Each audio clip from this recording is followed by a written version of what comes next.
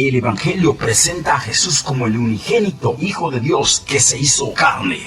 Damos inicio a este maravilloso libro de Juan. Síganos. Iniciamos.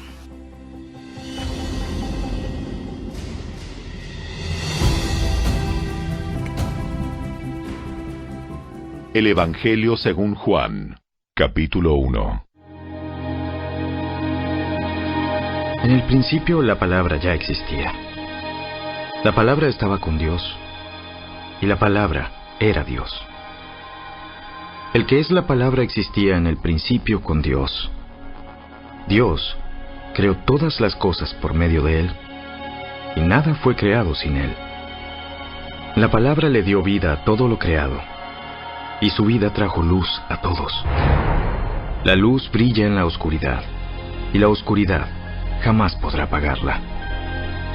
Dios envió un hombre llamado Juan el Bautista, para que contara acerca de la luz, a fin de que todos creyeran por su testimonio. Juan no era la luz, era solo un testigo para hablar de la luz. Aquel que es la luz verdadera, quien da luz a todos, venía al mundo. Vino al mismo mundo que él había creado, pero el mundo no lo reconoció. Vino a los de su propio pueblo, y hasta ellos lo rechazaron. Pero a todos los que creyeron en él y lo recibieron, les dio el derecho de llegar a ser hijos de Dios. Ellos nacen de nuevo, no mediante un nacimiento físico como resultado de la pasión o de la iniciativa humana, sino por medio de un nacimiento que proviene de Dios. Entonces la palabra se hizo hombre y vino a vivir entre nosotros. Estaba lleno de amor inagotable y fidelidad, y hemos visto su gloria, la gloria del único Hijo del Padre. Juan dio testimonio de él cuando clamó a las multitudes. A él me refería yo cuando decía: alguien viene después de mí, que es muy superior a mí, porque existe desde mucho antes que yo. De su abundancia, todos hemos recibido una bendición inmerecida tras otra.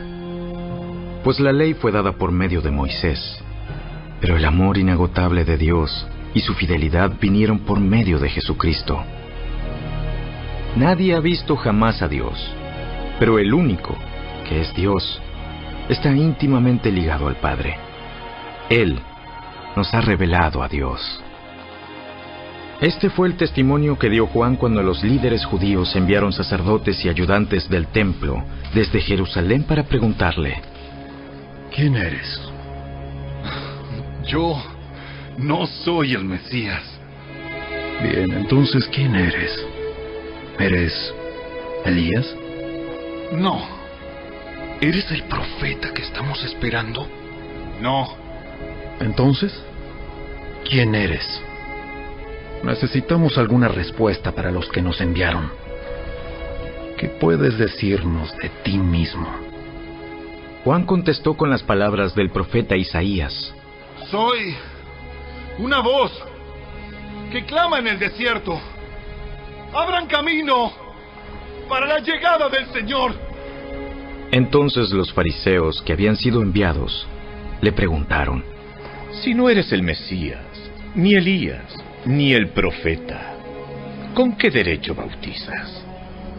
Yo bautizo con agua, pero aquí mismo, en medio de la multitud, hay alguien a quien ustedes no reconocen. Aunque su servicio viene después del mío, yo ni siquiera soy digno de ser su esclavo, ni de desatar las correas de sus sandalias. Ese encuentro ocurrió en Betania, una región situada al oriente del río Jordán, donde Juan estaba bautizando. Al día siguiente Juan vio que Jesús se le acercaba y dijo: ¡Miren! ¡El Cordero de Dios que quita el pecado del mundo! A él me refería cuando yo decía: después de mí vendrá un hombre que es superior a mí, porque existe desde mucho antes que yo. No lo reconocí como el Mesías, aunque estuve bautizando con agua para que él fuera revelado a Israel. Entonces Juan dio testimonio: vi al Espíritu Santo descender del cielo como una paloma y reposar sobre él. Yo no sabía que era el Mesías, pero cuando Dios me envió a bautizar con agua, me dijo: aquel sobre quien veas que el Espíritu desciende y reposa es el que bautizará con el Espíritu Santo. Vi que eso sucedió con Jesús. Por eso doy testimonio de que Él es el elegido de Dios. Al día siguiente, Juan estaba otra vez allí con 2 de sus discípulos. Al pasar Jesús, Juan lo miró y declaró: Miren, ahí está el Cordero de Dios. Cuando los 2 discípulos de Juan lo oyeron, siguieron a Jesús. Jesús miró a su alrededor y vio que ellos lo seguían. ¿Qué quieren? Rabí, maestro, ¿dónde te hospedas? Vengan y vean. Eran como las 4 de la tarde cuando lo acompañaron al lugar donde se hospedaba, y se quedaron el resto del día con él. Andrés, hermano de Simón Pedro, era uno de estos hombres que, al oír lo que Juan dijo, siguieron a Jesús. Andrés fue a buscar a su hermano Simón y le dijo: Hemos encontrado al Mesías, Cristo. Luego Andrés llevó a Simón para que conociera a Jesús. Jesús miró fijamente a Simón y le dijo: Tu nombre es Simón, hijo de Juan, pero te llamarás Cefas, Pedro. Al día siguiente Jesús decidió ir a Galilea. Encontró a Felipe y le dijo: Ven, sígueme. Felipe era de Betsaida, el pueblo natal de Andrés y Pedro. Felipe fue a buscar a Natanael y le dijo: Hemos encontrado a aquel de quien Moisés y los profetas escribieron. Se llama Jesús, el hijo de José, de Nazaret. ¿Nazaret? ¿Acaso puede salir algo bueno de Nazaret? Ven y compruébalo tú mismo. Mientras ellos se acercaban, Jesús dijo: Aquí viene un verdadero hijo de Israel, un hombre totalmente íntegro. ¿Cómo es que me conoces? Pude verte debajo de la higuera, antes de que Felipe te encontrara. Rabí, tú eres el Hijo de Dios, el Rey de Israel. ¿Crees eso solo porque te dije que te había visto debajo de la higuera? Verás cosas más grandes que esta. Les digo la verdad. Todos ustedes verán el cielo abierto y a los ángeles de Dios subiendo y bajando sobre el Hijo del Hombre, quien es la escalera entre el cielo y la tierra.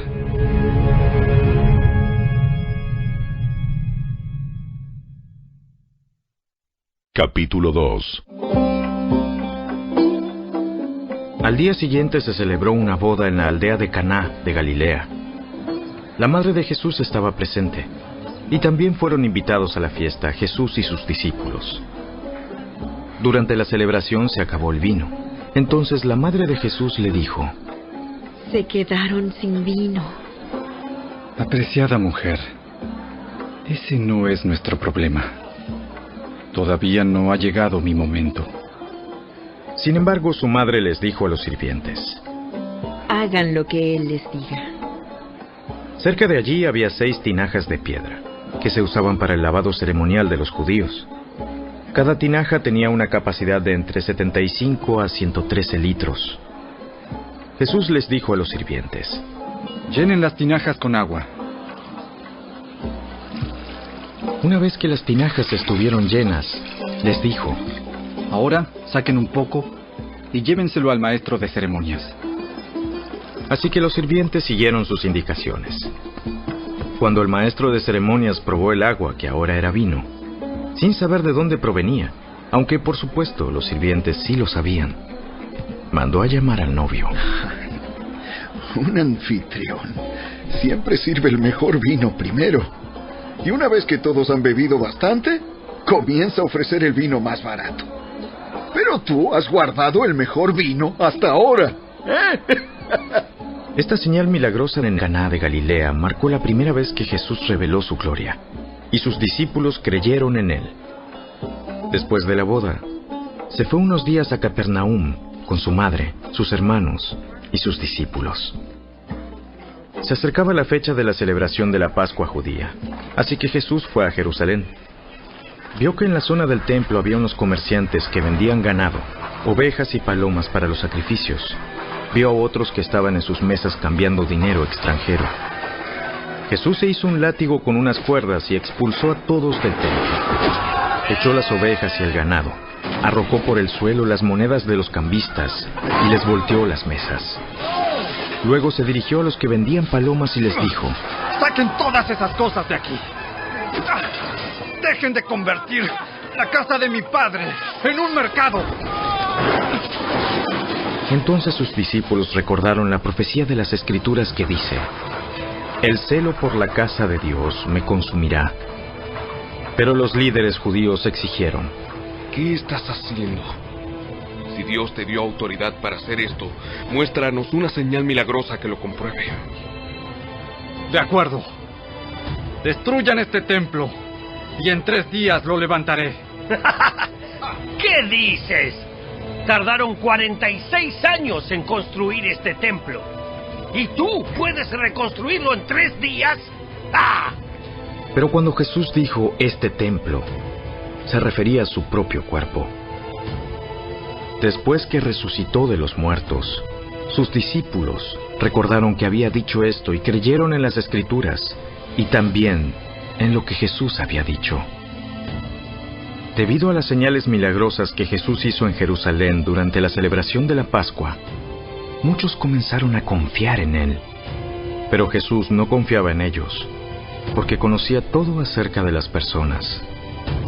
No hacía falta que nadie le dijera sobre la naturaleza humana, pues él sabía lo que había en el corazón de cada persona.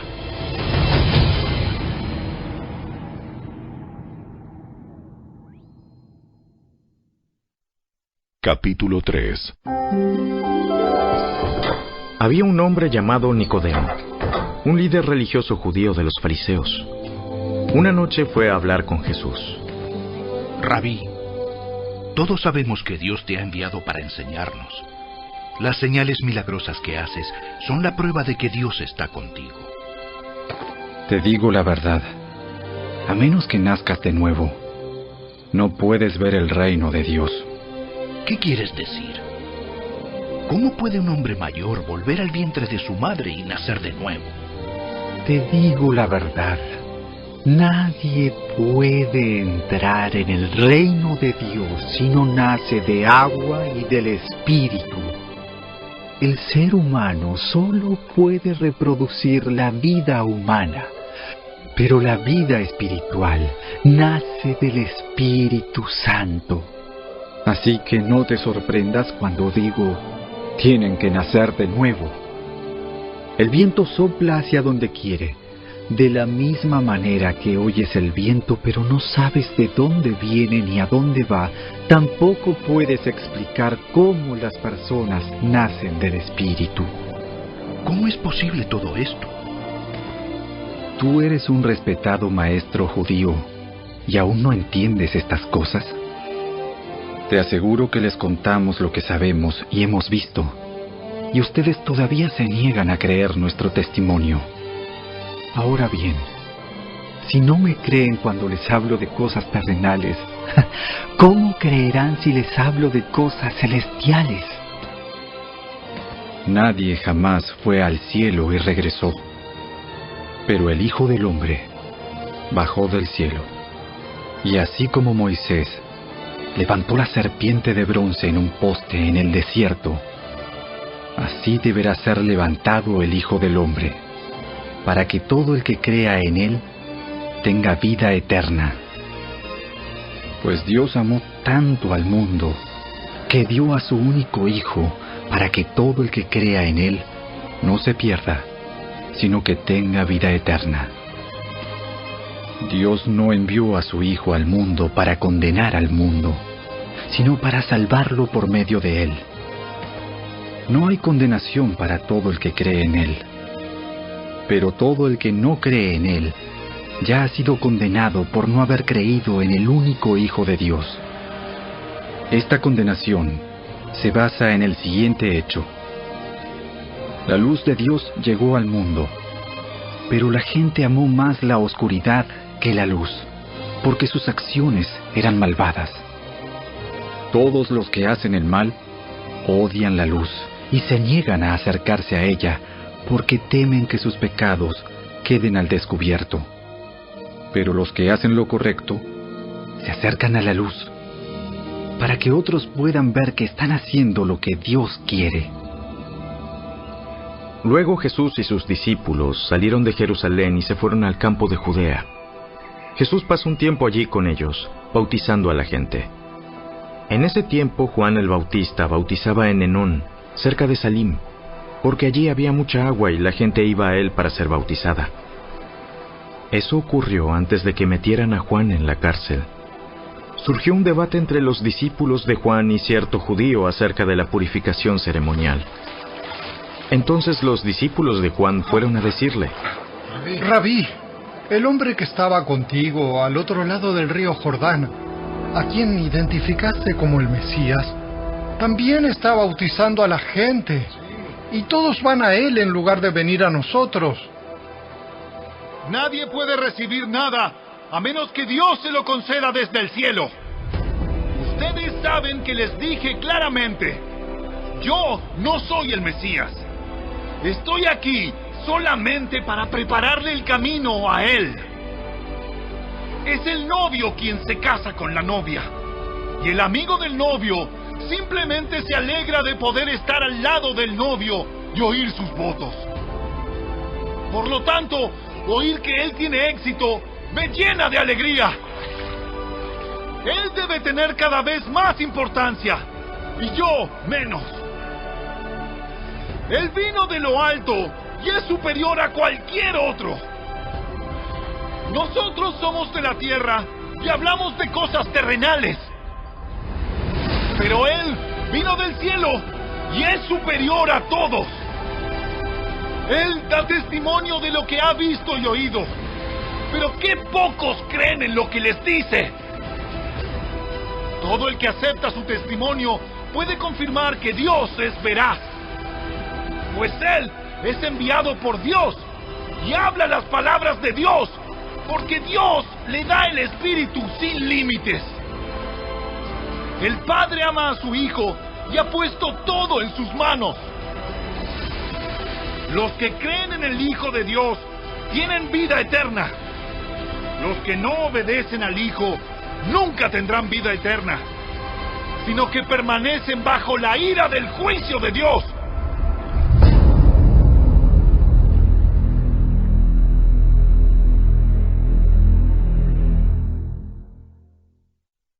Capítulo 4. Jesús sabía que los fariseos se habían enterado de que él bautizaba y hacía más discípulos que Juan, aunque no era Jesús mismo quien los bautizaba, sino sus discípulos. Así que se fue de Judea y volvió a Galilea. En el camino tenía que pasar por Samaria. Entonces llegó a una aldea samaritana llamada Sicar, cerca del campo que Jacob le dio a su hijo José. Allí estaba el pozo de Jacob, y Jesús, cansado por la larga caminata, se sentó junto al pozo cerca del mediodía. Poco después llegó una mujer samaritana a sacar agua, y Jesús le dijo: Por favor, dame un poco de agua para beber. Él estaba solo en ese momento porque sus discípulos habían ido a la aldea a comprar algo para comer. La mujer se sorprendió, ya que los judíos rechazan todo trato con los samaritanos. Entonces le dijo a Jesús: Usted es judío y yo soy una mujer samaritana. ¿Por qué me pide agua para beber? Si tan solo supieras el regalo que Dios tiene para ti y con quién estás hablando, tú me pedirías a mí y yo te daría agua viva. Pero Señor, usted no tiene ni una soga ni un balde y este pozo es muy profundo.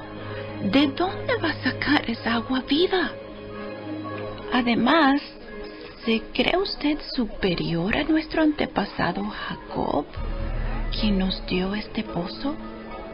¿Cómo puede usted ofrecer mejor agua que la que disfrutaron él, sus hijos y sus animales?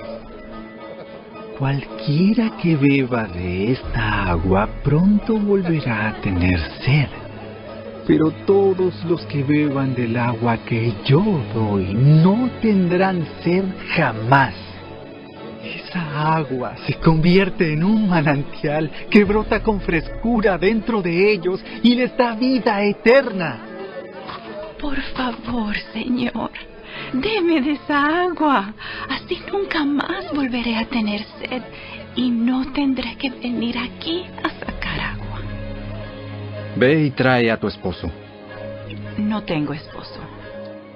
Es cierto, no tienes esposo, porque has tenido 5 esposos y ni siquiera estás casada con el hombre con el que ahora vives.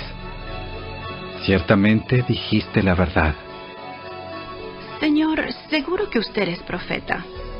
Así que dígame, ¿por qué ustedes, los judíos, insisten en que Jerusalén es el único lugar donde se debe adorar, mientras que nosotros, los samaritanos, afirmamos que es aquí, en el monte Gerizim, donde adoraron nuestros antepasados?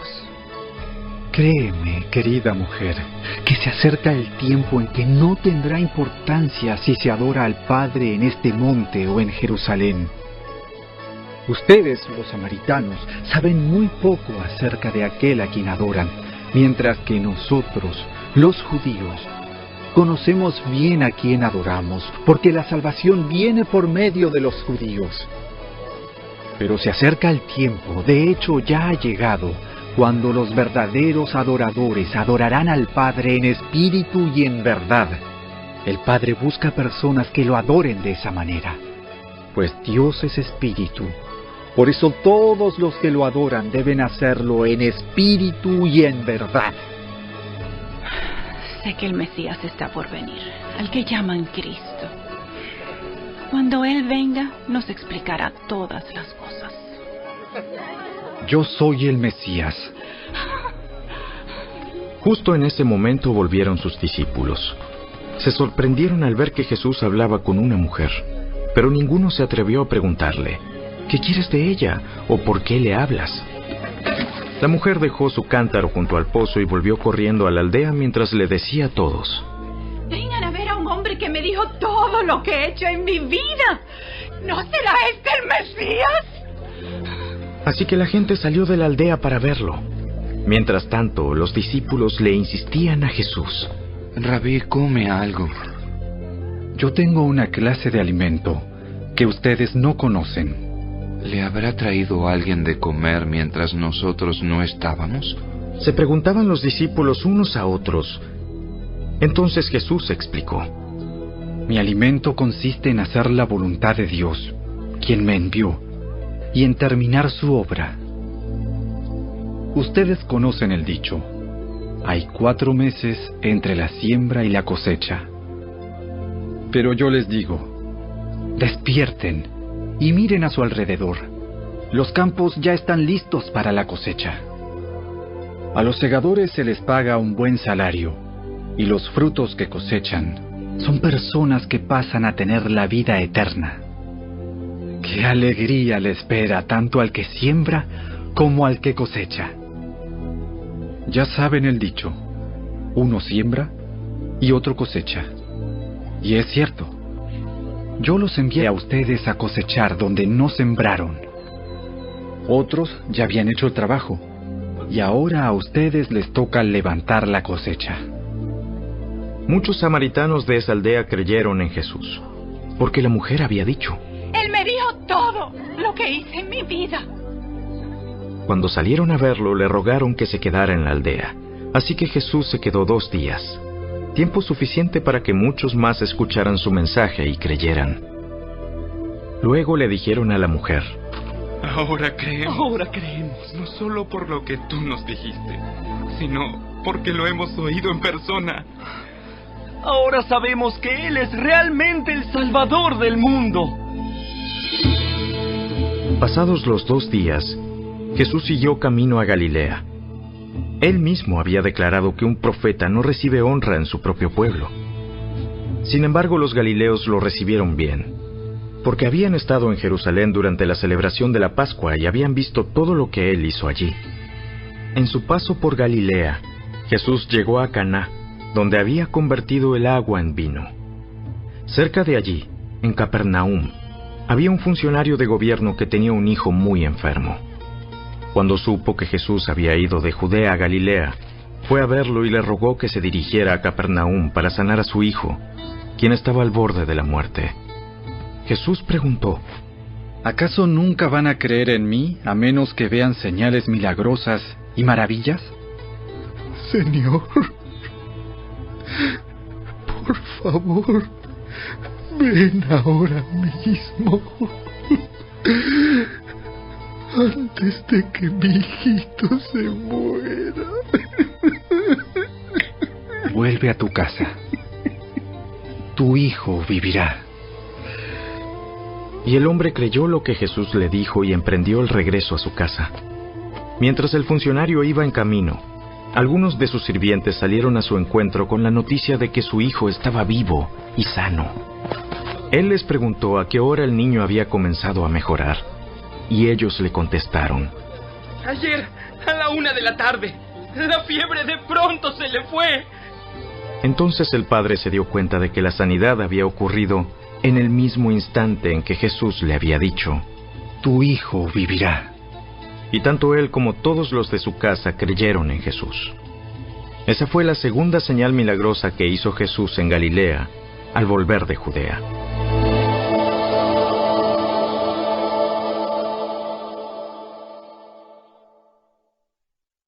Capítulo 5. Después Jesús regresó a Jerusalén para la celebración de uno de los días sagrados de los judíos. Dentro de la ciudad, cerca de la Puerta de las Ovejas, se encontraba el estanque de Betesda, que tenía 5 pórticos cubiertos. Una multitud de enfermos, ciegos, cojos, paralíticos, estaban tendidos en los pórticos. Uno de ellos era un hombre que hacía 38 años que estaba enfermo. Cuando Jesús lo vio y supo que hacía tanto que padecía la enfermedad, le preguntó: ¿te gustaría recuperar la salud? Es que no puedo, Señor, porque no tengo a nadie que me meta en el estanque cuando se agita el agua. Siempre alguien llega antes que yo. Ponte de pie, toma tu camilla y anda. Al instante el hombre quedó sano, enrolló la camilla y comenzó a caminar. Pero ese milagro sucedió el día de descanso, así que los líderes judíos protestaron. Le dijeron al hombre que había sido sanado: ¡no puedes trabajar el día de descanso! ¡La ley no te permite cargar esa camilla! El hombre que me sanó me dijo: toma tu camilla y anda. ¿Quién te dijo semejante cosa? El hombre no lo sabía, porque Jesús había desaparecido entre la multitud. Pero después, Jesús lo encontró en el templo y le dijo: ya estás sano, así que deja de pecar, o podría sucederte algo mucho peor. Entonces el hombre fue a ver a los líderes judíos y les dijo que era Jesús quien lo había sanado. Entonces los líderes judíos comenzaron a acosar a Jesús por haber transgredido las reglas del día de descanso. Pero Jesús respondió: mi Padre siempre trabaja, y yo también. Entonces los líderes judíos se esforzaron aún más por encontrar una forma de matarlo, pues no solo violaba el día de descanso, sino que, además, decía que Dios era su Padre, con lo cual se hacía igual a Dios. Entonces Jesús explicó: les digo la verdad, el Hijo no puede hacer nada por su propia cuenta, solo hace lo que ve que el Padre hace. Todo lo que hace el Padre, también lo hace el Hijo, pues el Padre ama al Hijo y le muestra todo lo que hace. De hecho, el Padre le mostrará cómo hacer cosas más trascendentes que el sanar a ese hombre. Entonces ustedes quedarán realmente asombrados. Pues así como el Padre da vida a los que resucita de los muertos, también el Hijo da vida a quien Él quiere. Además, el Padre no juzga a nadie, sino que le ha dado al Hijo autoridad absoluta para juzgar, a fin de que todos honren al Hijo, así como honran al Padre. El que no honra al Hijo, ciertamente tampoco honra al Padre que lo envió. Les digo la verdad, todos los que escuchan mi mensaje y creen en Dios, quien me envió, tienen vida eterna. Nunca serán condenados por sus pecados, pues ya han pasado de la muerte a la vida. Y les aseguro que se acerca el tiempo, de hecho ya ha llegado, cuando los muertos oirán mi voz, la voz del Hijo de Dios, y los que escuchen vivirán. El Padre tiene vida en sí mismo, y le ha entregado a su Hijo ese mismo poder de dar vida, y le ha dado autoridad para juzgar a todos, porque es el Hijo del Hombre. No se sorprendan tanto. Ciertamente, ya se acerca el tiempo en que todos los que están en las tumbas oirán la voz del Hijo de Dios y resucitarán. Los que hicieron el bien resucitarán para gozar de la vida eterna, y los que continuaron en su maldad resucitarán para sufrir el juicio. Yo no puedo hacer nada por mi propia cuenta. Juzgo según Dios me indica. Por lo tanto, mi juicio es justo, porque llevo a cabo la voluntad del que me envió y no la mía. Si yo diera testimonio en mi propio favor, mi testimonio no sería válido. Pero hay otro que también da testimonio de mí, y les aseguro que todo lo que dice acerca de mí es verdad. De hecho, ustedes enviaron a sus hombres para que escucharan a Juan el Bautista, y el testimonio que él dio acerca de mí fue cierto. Por supuesto, no necesito testigos humanos, pero digo estas cosas para que ustedes sean salvos. Juan era como una lámpara que ardía y brillaba, y ustedes se entusiasmaron con su mensaje durante un tiempo. Pero yo tengo un testigo aún más importante que Juan: mis enseñanzas y mis milagros. El Padre me dio estas obras para que yo las realizara, y ellas prueban que Él me envió. El Padre mismo, quien me envió, ha dado testimonio de mí. Ustedes nunca han oído su voz, ni lo han visto cara a cara, y no tienen su mensaje en el corazón, porque no creen en mí, que soy a quien el Padre les ha enviado. Ustedes estudian las Escrituras a fondo porque piensan que ellas les dan vida eterna. Pero las Escrituras me señalan a mí. Sin embargo, ustedes se niegan a venir a mí para recibir esa vida. La aprobación de ustedes no significa nada para mí, porque sé que no tienen el amor de Dios adentro. Yo he venido en nombre de mi Padre, y ustedes me han rechazado. Sin embargo, si otros vienen en su propio nombre, ustedes los reciben con gusto. Con razón les cuesta creer, pues a ustedes les encanta honrarse unos a otros, pero no les importa la honra que proviene del único, que es Dios. Sin embargo, no soy yo quien los acusará ante el Padre. Moisés los acusará.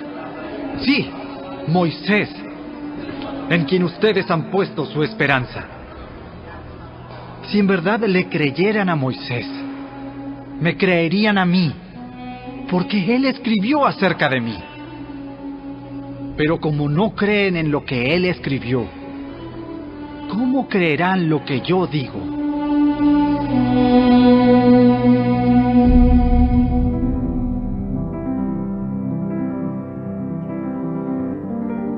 El Espíritu Santo también cumple una definida función en relación con Cristo. Mientras el Padre envía el Espíritu en el nombre de Cristo, el Espíritu nunca llama la atención sobre sí mismo, ni habla con autoridad propia. En lugar de ello, su misión es glorificar a Jesús y llevar sus enseñanzas de Cristo a los discípulos.